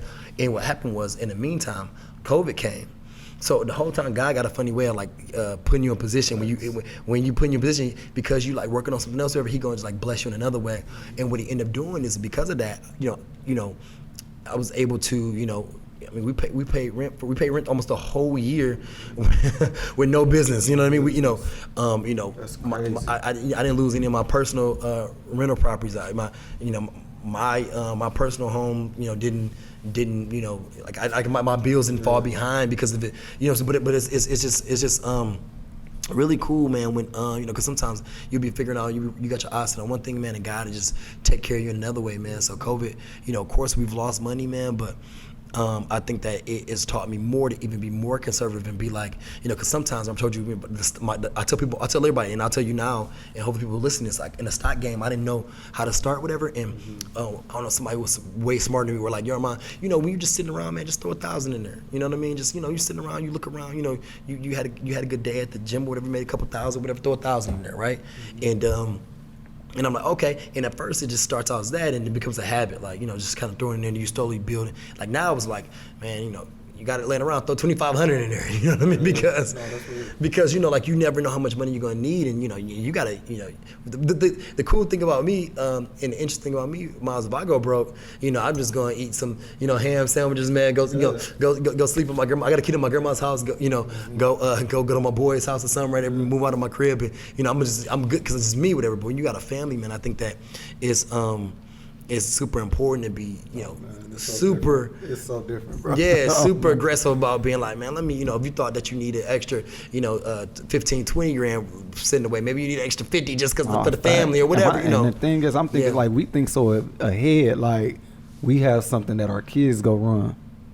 You know what I'm saying? This is theirs. You know what I'm saying? Once we get old, they go learn how to do everything that we doing, because that's awesome. Yeah. The thing is, it's crazy because like I was the first teacher to teach a podcast class. Oh, that's dope, man. Yeah. Anywhere, 100%. You feel me? So it's just like we building. You know what I'm saying? And it's just tough. Like I just look at my daughter every day. Like I never thought I would just love somebody like I love her, and it ain't even no offense to my wife. You feel me? Because the wife is, but it's just like this is mine. Yeah, 100%. You feel me? And it's just like, well, your wife is yours too. Yeah, but she can get on. She can pack her bags any day. My daughter can't go nowhere. You mine's forever. No, 100%.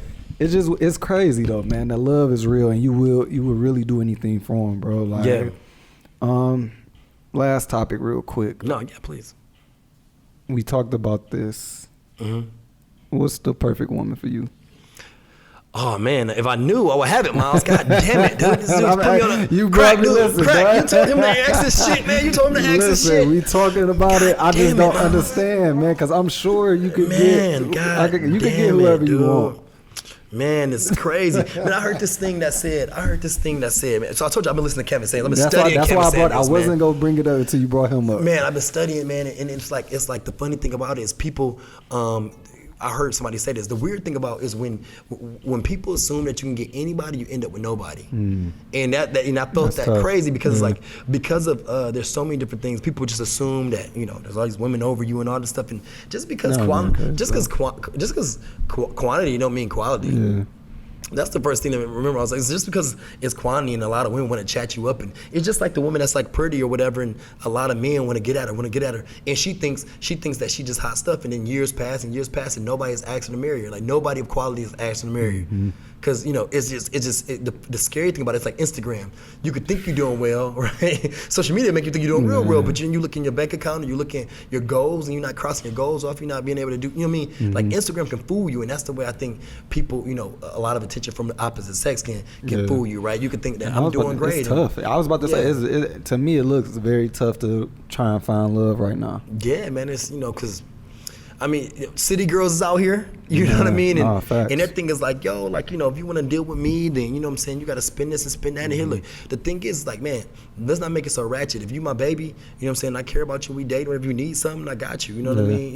You know, but it's like when you make it kind of like, it's not tasteful no more. It's like, you know, if you want to talk to me, start out with a Cash App. And it's like, man, what? You know what I mean? Like, it's like. And my thing, you know, the thing about that is like, you gonna be pissed off at home. Because now you don't got no kind of bond. You don't got no. The first thing you talking about is some cheese. Yeah, it's this like, person irritating as hell. But the women don't realize is like when we start the relationship. If the relationship start off like that, and I see you on that type of time, it's like, okay, cool. Well, I'm gonna play it as transactional. Oh, no, that's a fact. I'm gonna play it as transactional. That is a fact. You know what I mean? Like, that is a fact. Okay, cool. You know what I'm saying? All right, cool. You want to play the money game? Okay, cool. Crack over there, because the thing about it is, I heard an old school cat say this, Myles. He said, he said, look, baby, I got money, I ain't got time. You know, and at the end of the day, the you know, 100, 200, 400, 500,000, 5,000, whatever I spend on you, that money I'm easily replace. You know what I mean? But you know, at the end of the day, you know what I mean. If that's what you want to, if that's the price you want to put on you and your time and attention, then cool with me. Yeah. You know what I'm saying? Cool with me, and you can play that game. But no, I don't think no man's really gonna take any women like that seriously. You know what I mean? And the bad part about it is that society is telling women who are, women who may be really attractive or, you know, may have body, whatever. It's telling them that, look, you know, forget it. All these dudes are playing games. None of them are serious, so you might as well just use them how you can. And it just makes this super toxic like cycle of like, you know, use men for money, whatever. Use men for money, and men are like, use women for sex, use women for sex, use men for money, use men. And now everybody's just using each other, and no families are being built, right? No legacies are being built, because at the end of the day, men need women and women need men. And so you talking that talk, that, you know, like you said, it's not. And I bring it up. You know what I'm saying? When I had Tez on here, we talked about that because Tez got the he's a couple of the year, man. You feel me? Like, the thing is, and he's probably one of the only legit ones who he's trying to show that. Yeah, 100%, yeah. You know what I'm saying? And again, it's not the cool thing to do, but it's like, well, it is really cool to do. I will say that. It's great. It's great. That's what I'm saying. Like, the things that I'm doing, bro. Now, like, I built my daughter a ball pit in my man cave. Like, that's awesome, man. And she fucking loves it. You feel me? Like, that's something different that Instagram won't make me feel no way. Like, and Myles, people want. You know, I made a post the other day, man. I said, you know, not to cut you off, man, but I made a post, Myles, and it said. My post said, coming home to an empty house in the wintertime is a cold feeling. No wife, no kids, not even a dog, right? And people can, and what's funny is dudes be so focused on, I gotta get my money right, I'm hustling, I'm grinding, whatever. And we focus on all these like kind of material things, right? But this is coming from, you know, a man who's, I've been blessed to do well, you know what I mean, in business and stuff like that. And, you know, and I don't necessarily need anything, but it's kind of like once that's taken, like once you got a little bit of money, you know what I'm saying, right? And you're comfortable and you got yourself set up where you don't have to worry about money per se. You know, you start to realize all these things you're missing.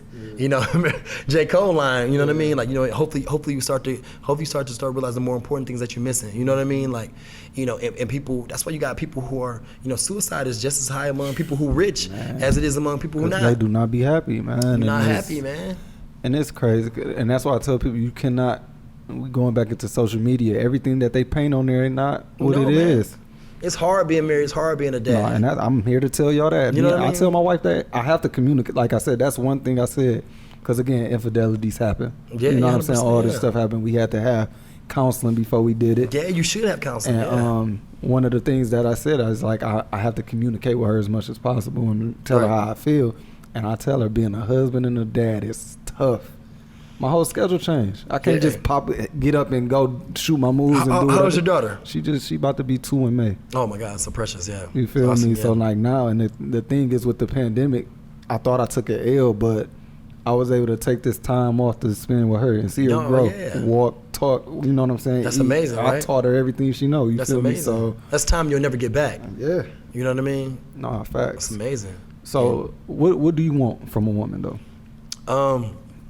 I think I want a backbone and support system, right? Because like I said, I'm old school, traditional man, I was right? about to Like say, my you grandfather. talked about your grandparents. Yeah, man. So like I got the plan for you, babe. You know what I mean? Yeah. And my thing is, I thought that I would maybe, get a woman at 25. Even before maybe I was ready for it. But I realized that any woman who has any sense can come and look at my life, and we could be transparent, have transparent conversation, and we can look at my track record and see how I've managed different moments in my life. And I can tell you where I've made bad decisions. I can tell you where I got some things right. But I think that overall, I think that a woman can easily come into my life and get a picture of it and say, you know what, I don't mind you leading me. I feel like you managed your life thus far well.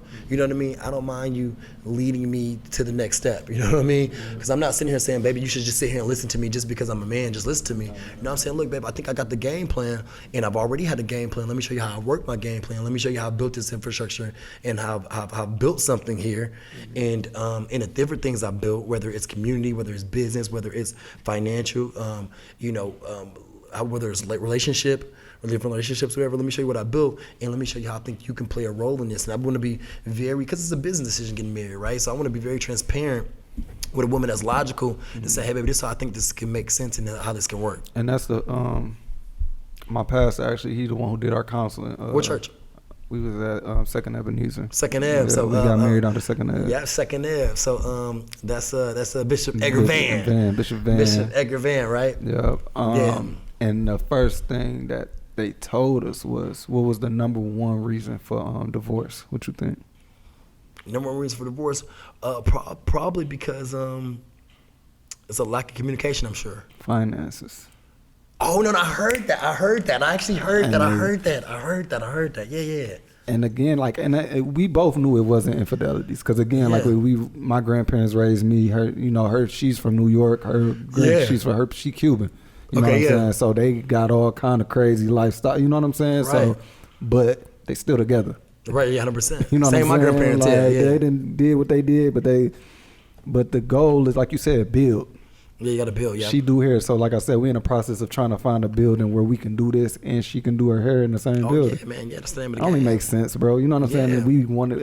It was a time we wanted different spots and shit, but it's like, it don't make sense. Yeah. For our pockets at all. You know what I'm saying? Yeah. So let's make it work. And again, she get on my damn nerves. Yeah. Like. Well, look, let me tell you. Crack laughing. It's a fact. Listen. I mean, people love gonna get on your nerves. A small idea that I may interject, man, is what I should have done and what I may do. You know what I mean? It ain't too late. Yeah, 100%. I think if you live in a house now, I think you may want to build on that land. So they got these incredible. I saw this lady. She built her son this outdoor. I forgot what it was. Like it was like a gaming studio, if you would, right? Yeah. They got stuff where you can build it's like a shed, if you would, right? It's like a shed you build, but you set it up and it's cool because you set it up and you can put it in the backyard, whatever, and it's like a nice size shed, whatever. And they got you can put the heating and you can put the cooling in there, and you can make it like a small little house. You build it, you set that boy up, man. You got your home studio in there, and I mean, she could do something cool with a salon. They got ones that are acrylic. So you can make one that's like clear, you know what I mean? And you can make it really cool, it's man. So much dope stuff we can do. Yeah, and the crazy. thing is, people just got to take the time out and do your research with your partner. Yeah, 100%. Like make it fun, make it work. It be times where we be like, all right, and it's cool because I was a loner somewhat. Yeah. I don't even feel like I was alone. I just needed my space sometimes. No, 100%. Same. And, it's the same with her. It'll be a night we don't talk, but the second night we in our bag, like, all right, this is what I came up with while I was downstairs. Right, yeah, 100%, yeah. And, so I always try and tell people, like, it's probably one of the toughest things to do, but it's definitely worth it. Yeah. It's definitely worth it. Yeah. And the funny thing that social media never tells you too is there's a few dudes that's vocal about it, but any dude that's reasonable would tell you man, it's kind of weird not having it. You know what I'm saying? Like, because at some point, any type of man is gonna want his own family. You know what I mean? Want your own family. And I love my grandparents and I love my, and I love my mom and everything. But at some point, it's time for me to start my legacy and be dad to somebody. You know what I mean? And I was the one that was like, I ain't having no kids. Yeah. I went a long time. Like I had her. You feel me? She only 2, like about to be 2. I made it. Yeah, 100%. You feel me? Well, wait, how old are you now, Myles? I'm 32. Okay, I got it. Okay, so see, we had a 30. Yeah. Yeah, you feel me? So it's like. but I can't even imagine life without her. No, yeah, that's amazing, man. It's crazy. That's amazing, man. But bless you, man. That's awesome for stuff. sure. Anything you got on your mind though? Like I don't want to just be like, yo, pull up so we could talk. Is there anything that you got questions? Oh man, I'm good, man. I just want to pour into the podcast. Hopefully we had we touched a lot of conversations. Hopefully we had some stuff where I want feel free to come back in a year and stuff like that, man. When the thing has grown even bigger, man. And I wish you all the luck, brother. And, what I'm saying. Actually, what's the rates? What's your rates right now? For what like classes or personal training? Classes, personal training, whatever. Yes, so our rates is straight across the board, man. $100 a month, unlimited training, but we don't have we don't have classes right now. So my personal training packages typically I don't even personal train, but like I have my same clients I have forever, right? Because I was off doing other things, but now people visit ArmondRashad.com and they can actually click a link now that's on there. It's called Train with Armond, where I have packages from from $200 all the way to $500 or $600 a month. You know what I mean? Depending on what they want, and we in here grinding, and because of the social distancing guidelines and other stuff, man, we only can have like a few people in the spot at a time, man. So, and what's the number? Number of people? Yeah. It's really like a distance thing, so people gotta stay 6 feet apart, and you just can't have it packed. We usually have 40 people here at once. Okay. No, I'm bringing it up because I was gonna say I think it'd be dope. We could chop it up later, but I get my team in here. And we do like a 30-minute joint and we record it. Yeah, I think that'll be some dope content. No, yeah, man. Everybody ain't in the best of shape. You be like, yo, today, we going against this guy, Armond Rashad, we going to get into class, we going to push it hard. And I think it's dope, man. Well, let's do it and let's make it an episode that y'all No, that's what I said. I think that'll be dope. I'll make sure everybody passes out and it'll be good. You know what I mean? Sweat that liquor out. Right, yeah, man. So it'll be dope, man. So. You see what I do when I got we good, man. I give the platform to my friends, and it's I always the outro. have everyone starving, a couple of people are fat. These people I look up to, man. So everybody can Dame Dash. Movies, I want to record this. Books, everything. I want to record this. That's what everybody say that. I gotta get a record this. I'm paying for Jazz Gym class. Listen, I gotta send this to everybody, man. Everybody want this. Really started with nothing, I blessed niggas. I gave my life to this shit. Shout out to Birdman, though. Birdman get a lot of people. He got a bad rep, but he fed a lot of people, man. Oh man, Birdman, I don't think people understand what he did for Universal, man. This was like the world, even $100 million. Some people think the world went to where we come from. You can go ahead and sign out. Who made this, man? One of my students. Still sharp and still. You gotta get No, out you there gonna sign and out and everything. You gotta earn your Tell spot. us It's where not you Is that just- Jay-Z? That's what I do with my team. So whenever you see good. Rose coming, speak highly of his Your team. Instagrams and all that. Oh man, yeah, Armond Rashad on everything. ARMOND RASHAD, man. ArmondRashad.com. Armond Rashad on Twitter, Instagram, Clubhouse. Armond Rashad on everything, man. We at Jabs Gym with it, man. What's the location? 250 Russell Street, man, right in the heart of Eastern Market, man, right on top of Detroit, where it's everybody in Beyond Juice. Hey, man, it's Mad Myles, also known as Fresh Ass Dude. Shout out to the Forecast Podcast. Shout out to the network. Shout out to Young Slap. Shout out to Crack Diesel. Games on Crack. It's Urban Kings and Queens. Shout out to Finn. We've been working, man. Mad 90s documentary coming soon. The movie theaters opened up, so we will be renting it out. You feel me? RD, we pulling up.